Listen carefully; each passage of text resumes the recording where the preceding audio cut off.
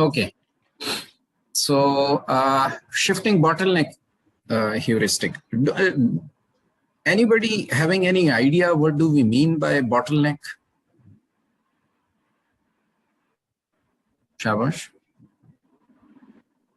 कोई भी प्रॉब्लम, कोई हर्डल है उसको bottleneck. Hurdle, problem, हिकअप छोटी प्रॉब्लम को कहते हैं. बॉटलनेक मेजर प्रॉब्लम होती है. जैसे इन रियल सेंस आप अगर देखें ना, पानी जो बॉटल के अंदर पानी है या कोई लिक्विड है इन अ बॉटल, उसकी अमाउंट जो उस बोतल के अंदर या बाहर जा सकती है, that is restricted by its neck. जो उसका जो ओपनिंग होती है वो नेक पोर्शन होता है ना, रिड्यूस्ड होता है. जितना उसका डायामीटर होता है वो उसको रिस्ट्रिक्ट करता है. तो अगर वो डायामीटर बड़ा होता जाए तो फ्लो वुड बी इजी, वो डायामीटर छोटा होता जाए तो द फ्लो गोइंग आउट और inside the bottle would be difficult. So bottle नेक जो टर्मिनोलॉजी बेसिकली यूज होती है, it is because of that restriction which it applies on the liquid or any material going in or out of that bottle. So bottleneck, जैसे उस्मान ने कहा कि it's a वो क्या कहते हैं कि एक synonym है या synonym है, जो भी आप उसको pronounce करते हैं, of problems, of hurdles. So shifting bottlenecks algorithm जो है,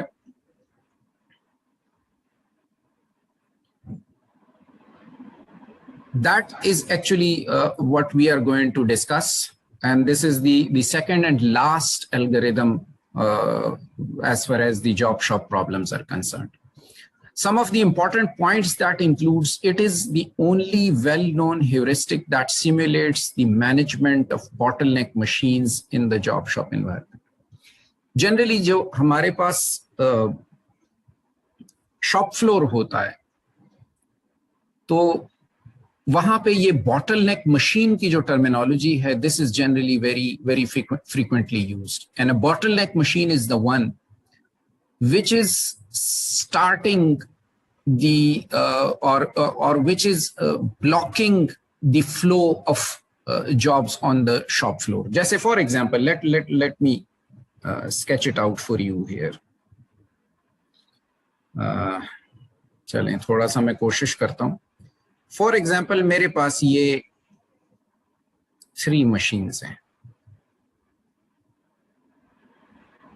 नजर आ रहे जी आप लोगों को whatever I am sketching? Yes, sir. Yes. Okay. Suppose this is machine 1, this is machine 2, and this is machine 3. And say it is not job shop environment, नहीं, ये flow shop ही है, and the jobs are flowing in this direction. ठीक है, इस direction में job flow कर. अब अगर for example this is the bottleneck machine.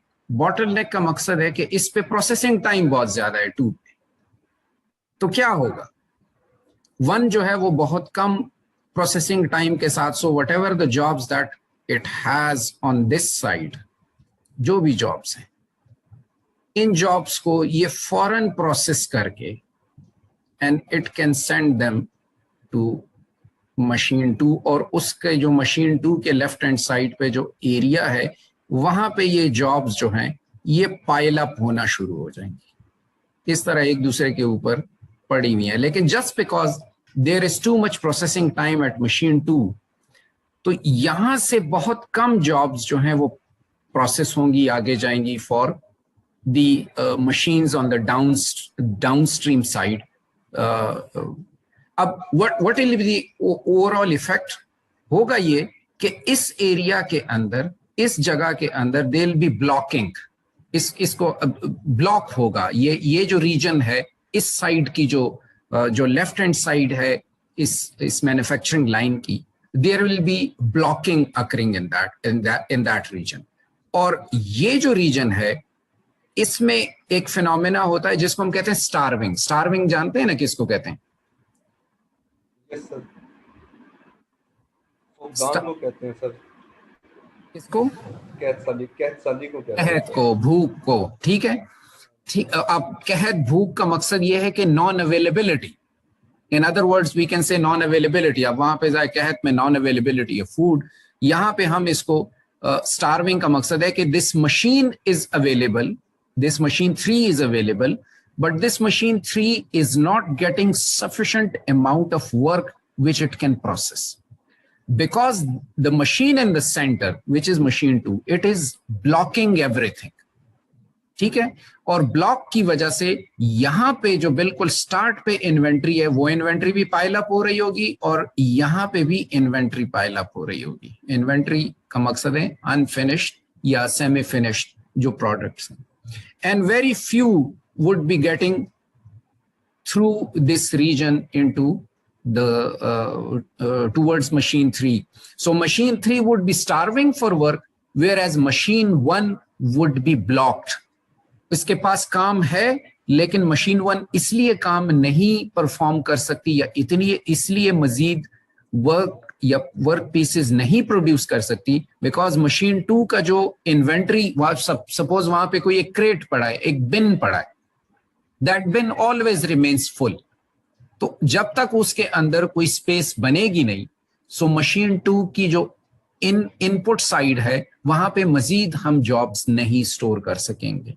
तो जब उसके अंदर स्पेस बनेगी तो फिर मशीन 1 कोई परफॉर्मेंस करेगी, कोई वर्क परफॉर्म करेगी, and then certain jobs would be shifted towards machine 2. So that is the phenomena of bottleneck machines. अब यहाँ पे इस केस में this machine 2 can be termed as a bottleneck machine. I hope it is clear to everybody. Yes, sir. किसी को कोई confusion तो नहीं है इसमें? No, sir. अच्छा, ठीक है. So bottleneck machine का आइडिया लेके, ये तो मैंने in the context of flow shop आपके साथ डिस्कस किया, लेकिन जरूरी नहीं है, ये जॉब शॉप भी हो सकता है, जॉब शॉप एनवायरनमेंट के अंदर भी ये हो सकता है. And you know what the difference between flow shop and job shop is, so I would not be going into those details. अच्छा, अब क्या कहते हैं कि the shifting bottleneck heuristic in this chapter is for 4 reasons. And what are those 4 reasons? It is the only well-known heuristic that simulates the management of bottleneck machines in the job shop environment. This algorithm helps us to manage the bottleneck machines. अब bottleneck machine तो हमें समझ में आ गया कि bottleneck machine का मकसद क्या है, लेकिन how to handle that bottleneck machine, how to manage, अब इस तरह की machines shop floor पे exist करती हैं, इसीलिए तो हमें schedules develop करने पड़ते हैं so that हम bottleneck machines को handle कर सकें. Effective schedules तो हमें यही करके देंगे.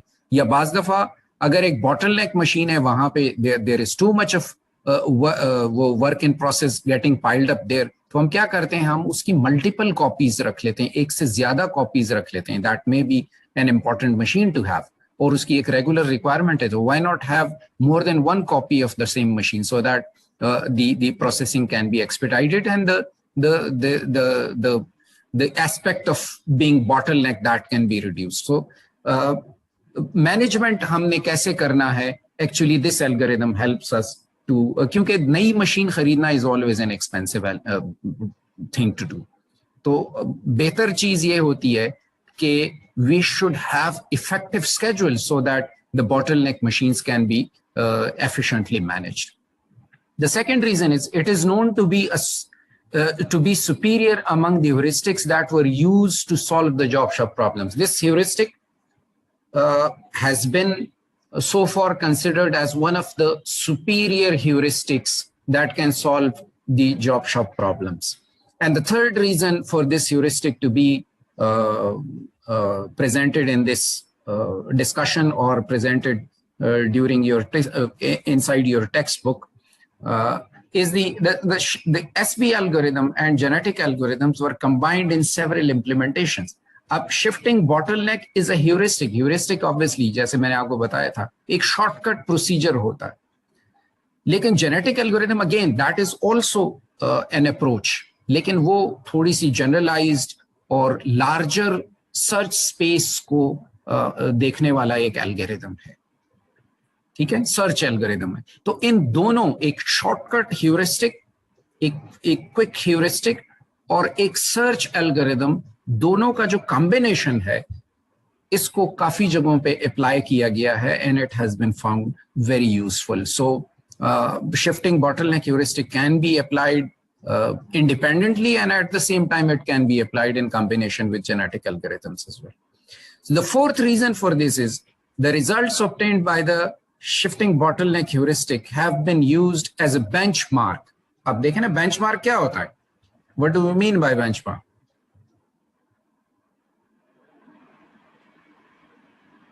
Kabash? सर बेंचमार्क का यही मतलब है कि जो चीज बेंचमार्क हार्ड कंपैरिजन एंड में आ रहा होता फास्ट है। रूल हो से हम कहेंगे बेंचमार्क। बेंचमार्क का मकसद है रेफरेंस पॉइंट, रेफरेंस पॉइंट, ठीक है। एज ए रेफरेंस आप उसको ले सकते हैं बेंचमार्क। जैसे सी लेवल एक बेंचमार्क होता है, जो किसी भी चीज का आप एक K2 की हाइट को आपने मेजर करना है तो किस बेंचमार्क से मेजर कर, अब सी लेवल को आप बेंचमार्क करते हैं कि जी सी लेवल अगर 0 है उसकी हाइट तो K2 की हाइट कितनी है। अगर वो कहते हैं जी कि 24,000 फीट है या 29,000 फीट है तो वो that is being benchmark with reference to the sea level. समझ में आई बात?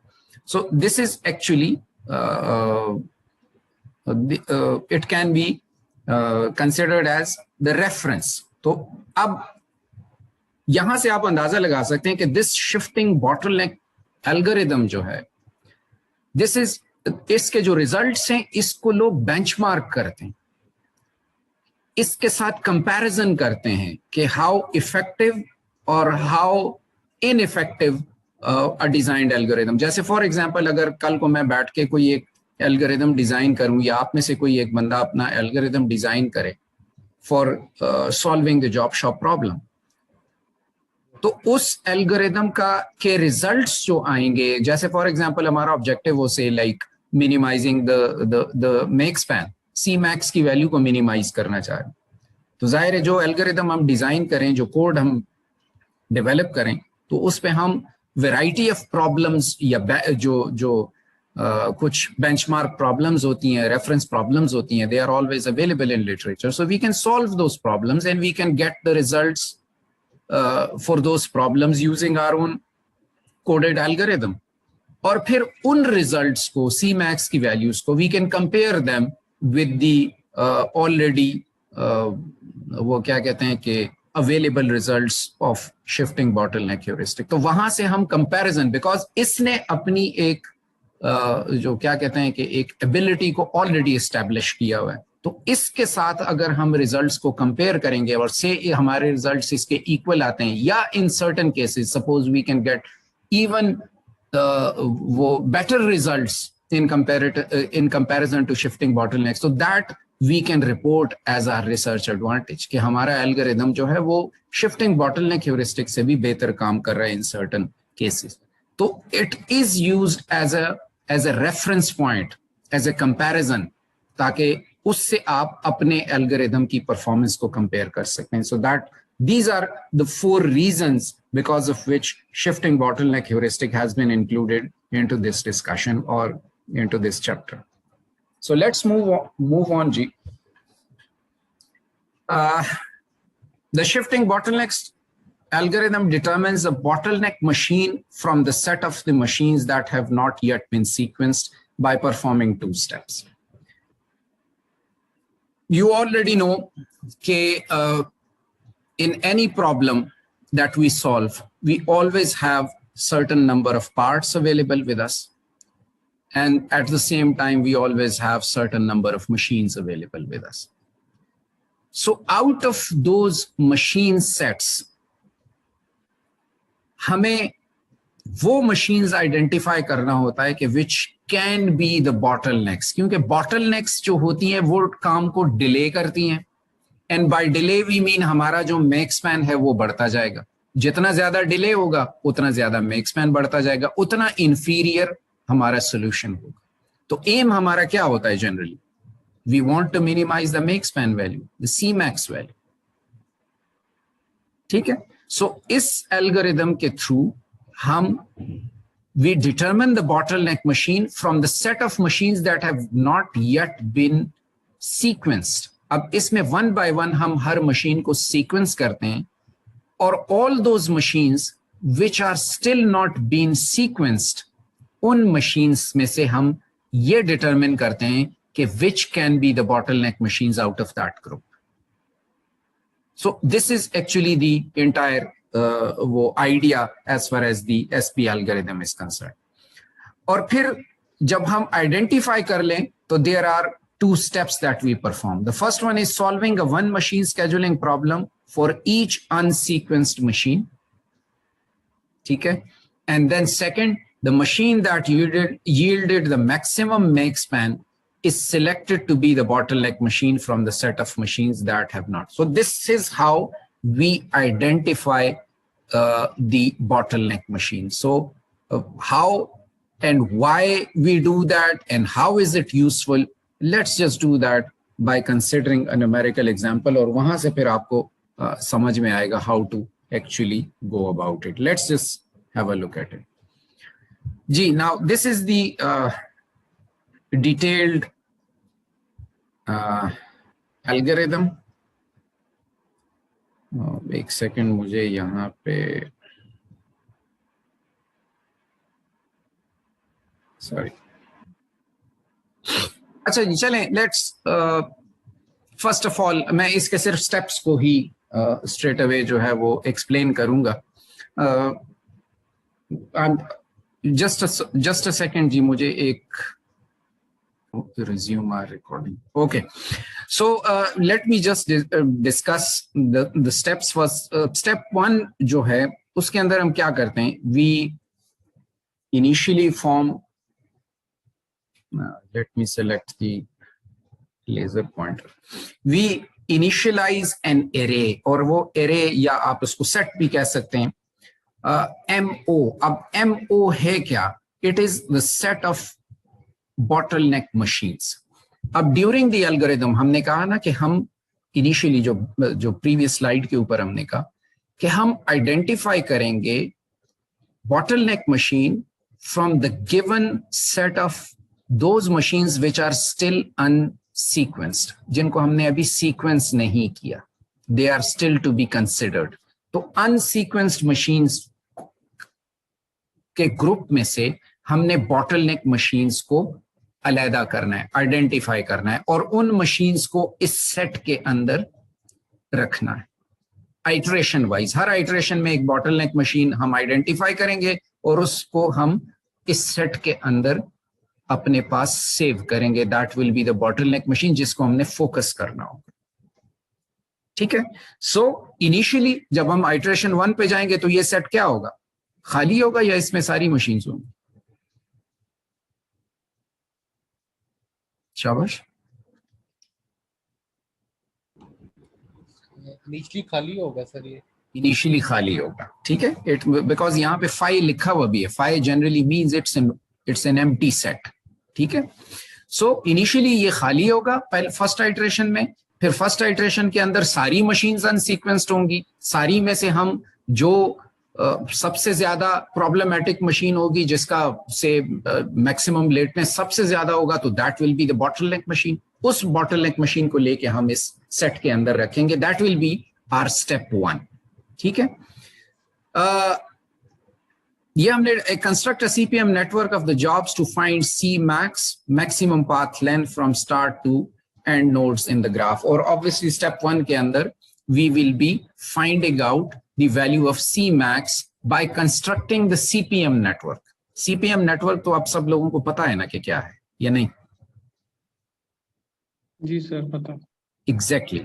So CPM network भी बनाएंगे और स्टार्ट से एंड तक जो क्रिटिकल पाथ होता है उसको आइडेंटिफाई करके या लॉन्गेस्ट पाथ जो होता है उसको आइडेंटिफाई करके that is actually going to be the Cmax value for that initial solution.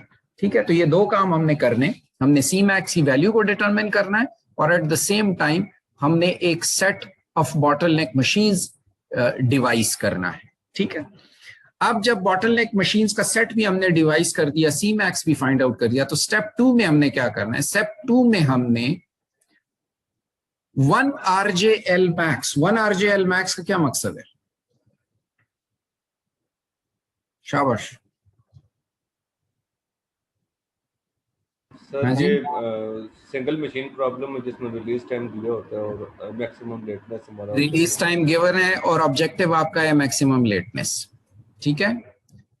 अब इसका मकसद ये है कि for each single machine we will solve this kind of problem 1 RJ L max, और 1 RJ L max की base पे हमें हर इंडिविजुअल मशीन का ये जो मैंने इंसर्कल किया है इस पैरामीटर की वैल्यू जो है वो हमें अवेलेबल होगी, ठीक है। अब आरजे वी ऑल नो कि आरजे रिलीज टाइम क्या है, डीजे क्या है, that is the due date. अब वो आरजे और DJ these values would not be given in the initial problem, ये हम जो सोल्यूशन है उसके अंदर से जनरेट करेंगे। कैसे करेंगे वो हम सोल्यूशन के अंदर ही देखते हैं। लेकिन माय पॉइंट इज कि हमने हर सिंगल मशीन के लिए L max डिटरमिन करना है while solving the problem 1 RJ L max, जो कि हम प्रीवियसली भी करते रहे हैं, we all know that, ठीक है। L max की वैल्यू हर मशीन के लिए हमने डिटरमिन कर ली। अब स्टेप 3 में आता है कि compute the L max of all the machines.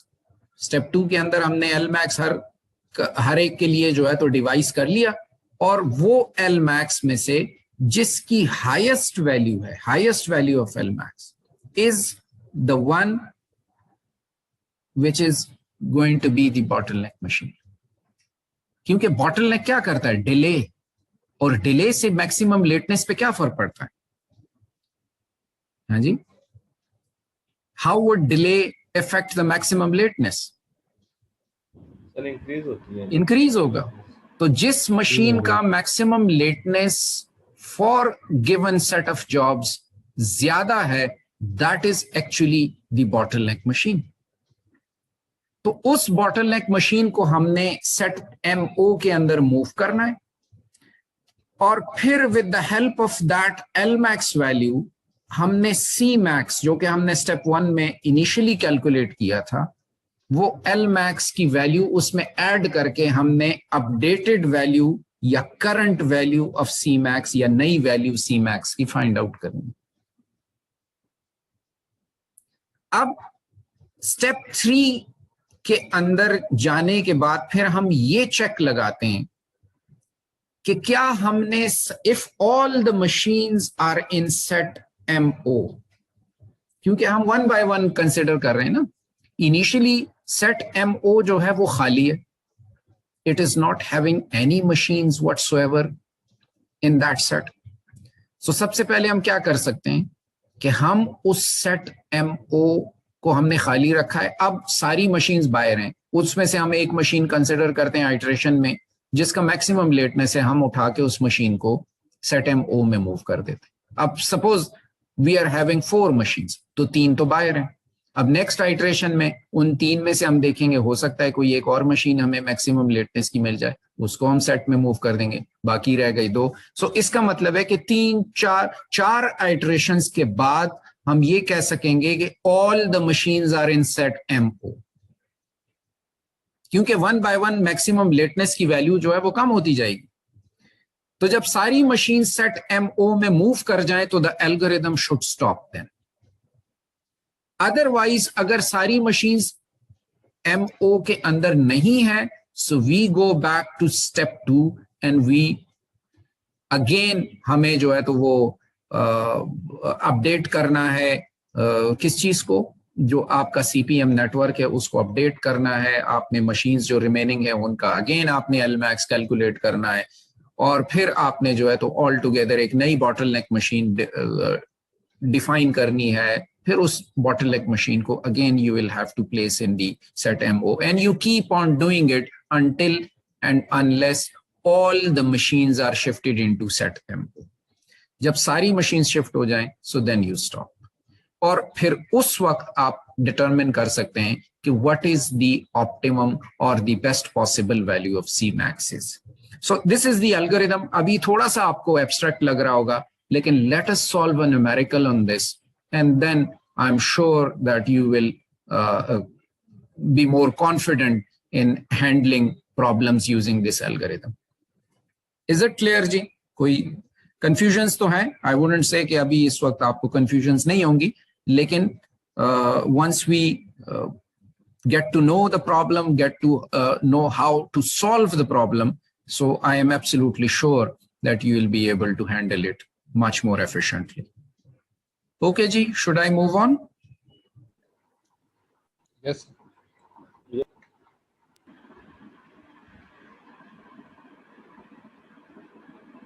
Okay. Now this is an example. ठीक है जी, जॉब शॉप की एग्जाम्पल है, तो यू कैन एक्सपेक्ट कि हर job, this is job 1 and this is the processing sequence. Then we have job 2 and this is the processing sequence of job 2, and this is job 3 and that is the processing sequence of job 3. What is different in this problem from the one that we previously handled? कोई फर्क लगता है आप लोगों को?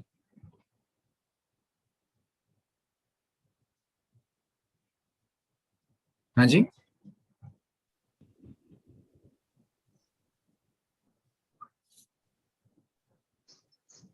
Machine sequence sir. नहीं machine sequence job 2 जो है वो तो जॉब शॉप और फ्लो शॉप के बीच में फर्क तो यही है ना कि सीक्वेंस ऑब्वियसली फ्लो शॉप में सीक्वेंस सबका सेम होता है, जॉब शॉप में डिफरेंट होता है, वो डिफरेंस तो है. लेकिन जो मैं अर्लियर स्टार्ट टाइम पे जो प्रॉब्लम मैंने सॉल्व की और मैं अभी जो प्रॉब्लम आपके सामने रख रहा हूं, I just want you to compare the two. What is the difference between the two? Can you work out? जी सर, एक जॉब के 3 सीक्वेंस और 3 प्रोसेस है इसमें.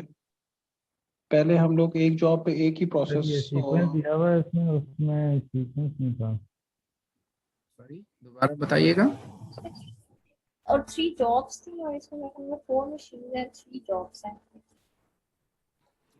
सर मशीन जॉब्स ये कोई रेस्ट्रिक्शन तो नहीं है कि number of jobs and machines are supposed to be equal, या नंबर ऑफ जॉब्स ज्यादा होनी चाहिए मशीन्स कम होनी चाहिए. That's not a restriction. तो सीक्वेंस भी सीक्वेंस भी ठीक नहीं है. मतलब वहाँ एक तरतीब से हम लोग वहाँ पहले फर्स्ट मशीन पे आए थे, सेकंड थर्ड, फिर सेकंड थर्ड फर्स्ट, इस तरह आए थे. इसमें इरेगुलर सी सीक्वेंस है. नहीं, सीक्वेंस तो जॉब शॉप है ही है. आपने पढ़ी है फ्लो शॉप और जॉब शॉप का डिफरेंस पढ़ा है? चलिए let me go to the previous problem जो कि हमने हैंडल की थी. Question,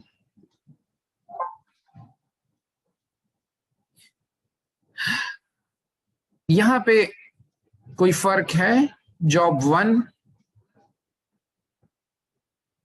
and this is the sequence.